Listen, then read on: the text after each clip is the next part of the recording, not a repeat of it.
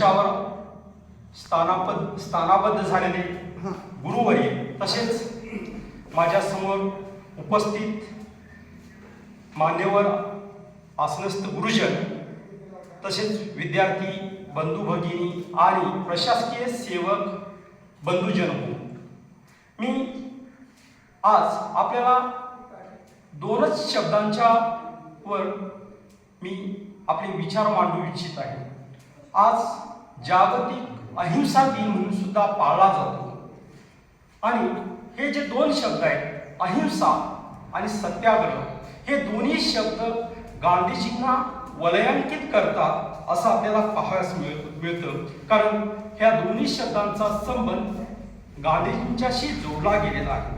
ह्यापैकी अहिंसा हा जो शब्द आहे हा आपल्याला कुठून पाहायला मिळतो, कुठून?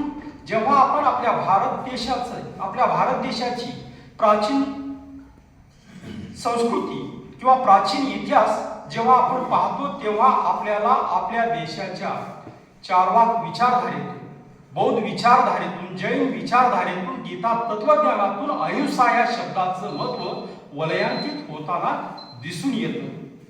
आणि पुढे गेल्यानंतर हा अहिंसा शब्द जेव्हा सम्राट अशोकच्या कलिंग युद्धात अहिंसा काय आहे आणि त्याचं महत्त्व काय आहे हे आपल्याला निश्चितच समजतं. आणि त्याच्या पुढे आपण आल्यानंतर आधुनिक कालखंडामध्ये औद्योगिक क्रांतीतून, माजुरी प्रवृत्तीतून जगावर राज्य करून पाहण्याचं स्वप्न पाहिलेल्या इंग्रज देशाला ह्याच अहिंसा शब्दाने बेजार करून सोडलं होतं, हे तितकंच सत्य आहे. तसं पाहिलं तर सत्याग्रह म्हणजे सर्वसामान्य शब्द वाटतो.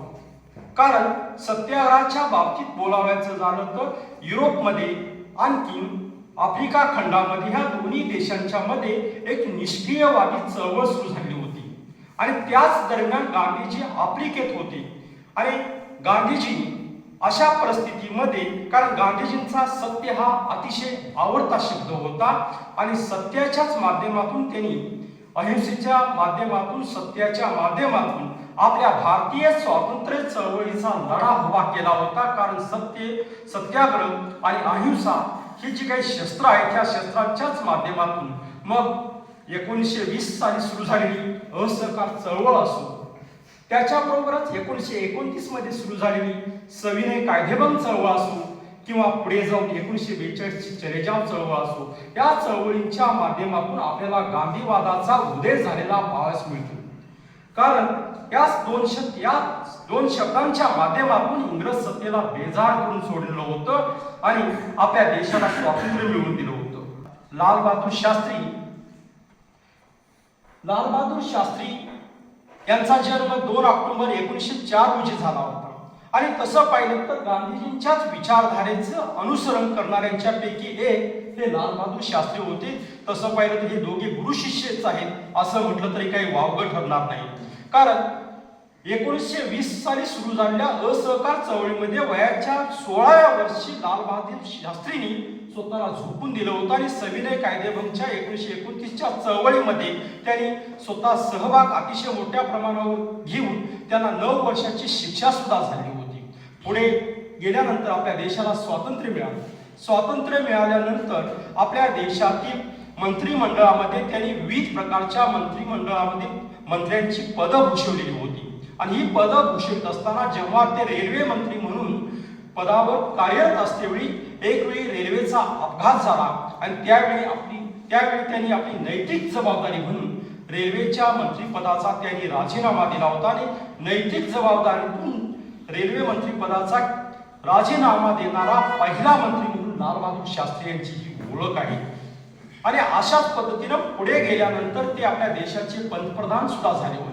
आणि ज्यावेळी ते आपल्या देशाचे पंतप्रधान झाले होते त्याच वेळी आपल्या देशावर 2 प्रकारची संकटे उभी होती. एक म्हणजे 1965 मध्ये भारतात फार मोठा दुष्काळ निर्माण झाला होता आणि दुसरं संकट होतं ते पाकिस्तानचं. कारण पाकिस्तानला असं वाटत होतं की भारत चीनकडून 1961 मध्ये पराभूत झाला आहे, म्हणजे निश्चितच आपण सुद्धा भारताला पराभूत करू असं अयूब खान यांचं म्हणणं होतं किंवा त्यांची धारणा होती, विचारधारा होती.